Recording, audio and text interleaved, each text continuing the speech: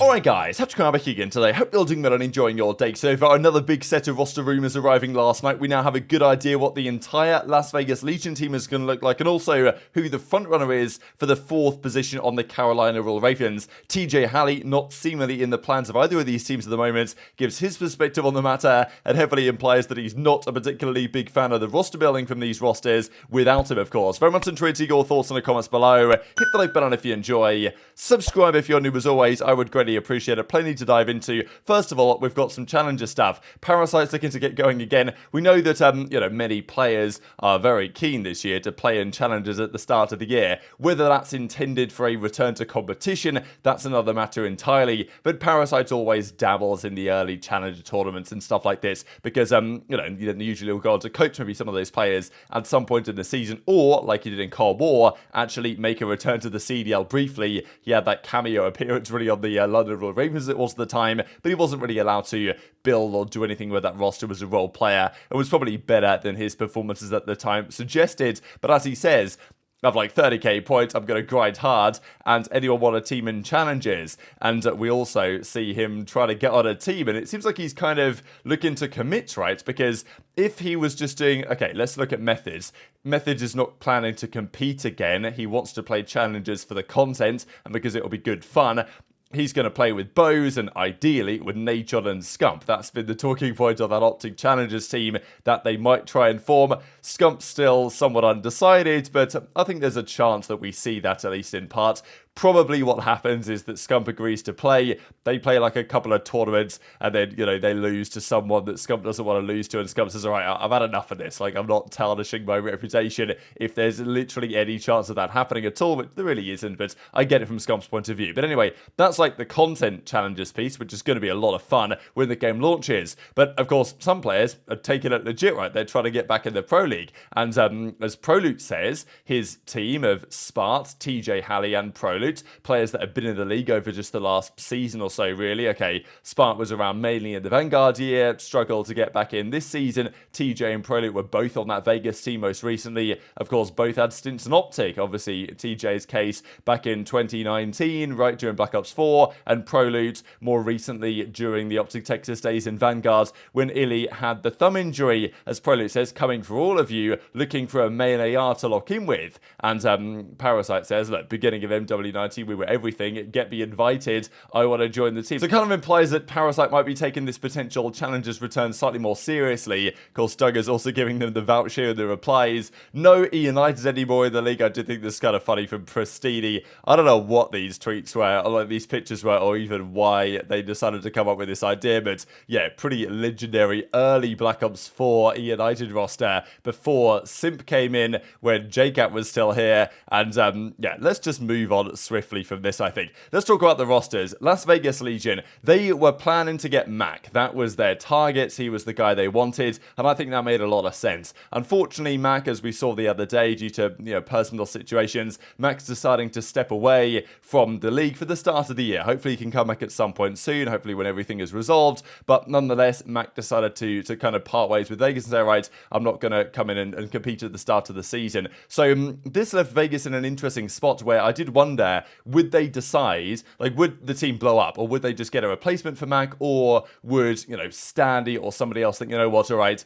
we're not getting the team we want, let's go, maybe I'll get an offer from Carolina or something, because we're pretty sure that Carolina have maybe just about, formerly London, right, Royal Ravens, just about locked in the deals now, because we saw that, Real said the other day that a contract has been signed, so probably the deals are done on the Ravens side. Might not be the case yet with Legion, but there was maybe a small window there when the Mac thing wasn't happening anymore that changes could have been made. Turns out, the rumor is they're going for a 1-for-1 swap and Nero is coming in instead. So attach Standy, Nero and Purge. That's the Vegas Legion roster for the new season. Again, it's a roster that, given the pieces available, I kind of like what Ravens and Legion are doing. I don't think this team is going to be spectacular. I think I prefer the Ravens one. We'll see in a second. But there's definitely upside in this roster. The main upside, I would say, really coming from the SMG duo. There's definitely some inconsistencies baked into this team.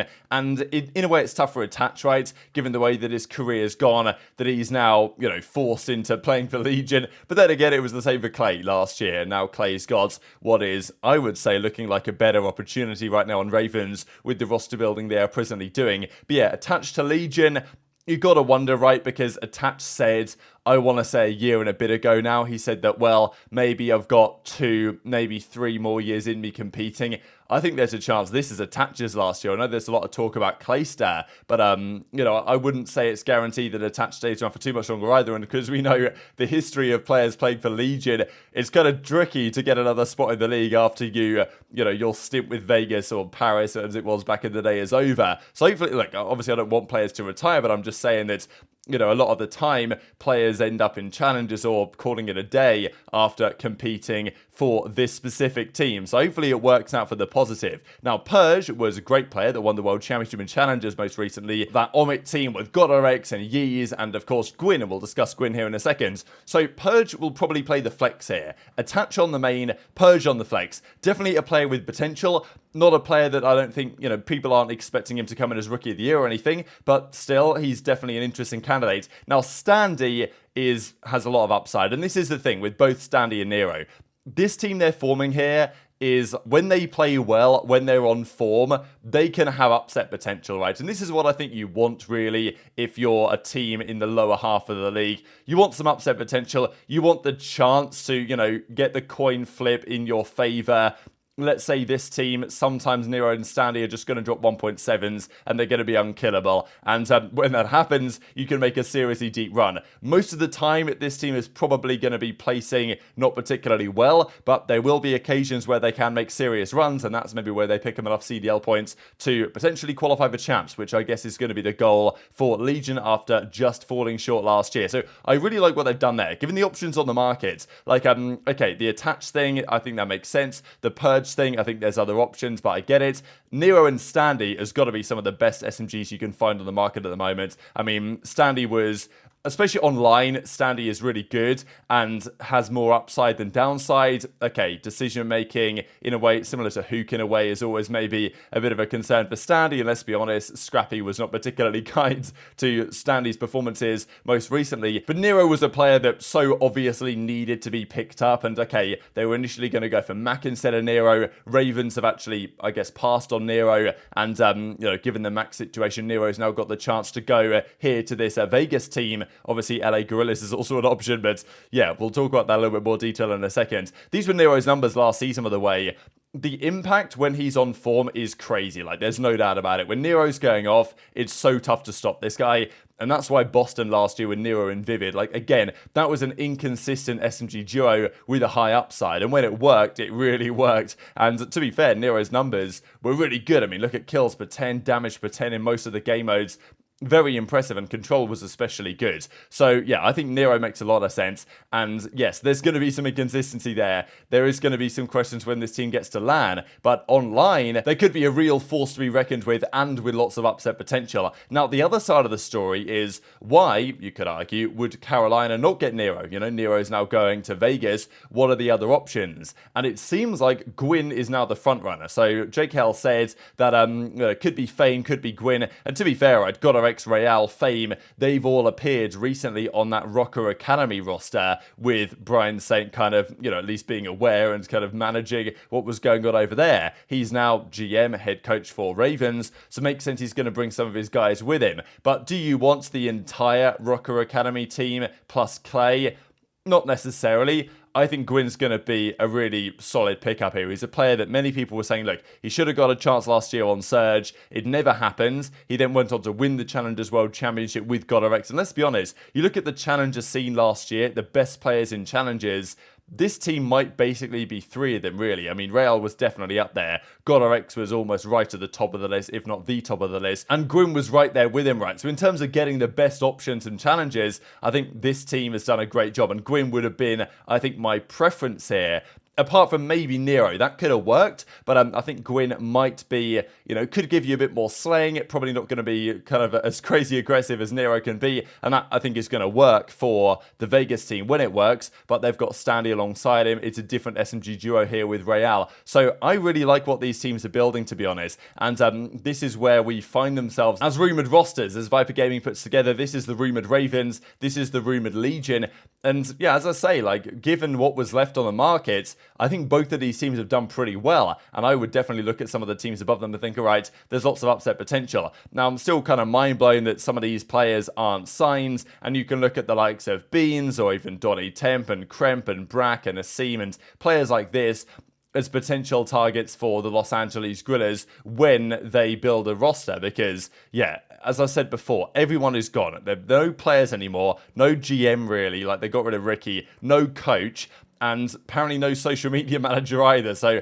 I totally don't know what's going on there, but they haven't tweeted since June, so I don't know what they're cooking up, but I guess we'll stay tuned. Now, TJHaLy gave his thoughts on the matter. This was shortly after that rumour was revealed, right, and what the Vegas Legion were going to do. Of course, the team that TJHaLy was on last year and has been recently confirmed that he's not going to be starting in the CDL and will be starting in Challengers. Now, sure, LA Gorillas could wake up from their slumber and think, all right, yeah, TJ, come along here, and that might well happen. But some God squads being formed this year. So I think clearly this is taken as a sarcastic comment, right? I think there's no way that TJ is saying this as like, oh yeah, these squads are really good. Like, read between the lines a little bit here and realize that TJ is, I would say, almost certainly definitely saying that, yeah, this new Vegas team is not really it as far as he's concerned, and I totally get that. But then again, there was clearly some group chat going on here, and like, bro hasn't been good since World War II and is upset he's not getting signed after 5 years of 0.7s, and TJ, by responding to this, a pretty funny response to be fair,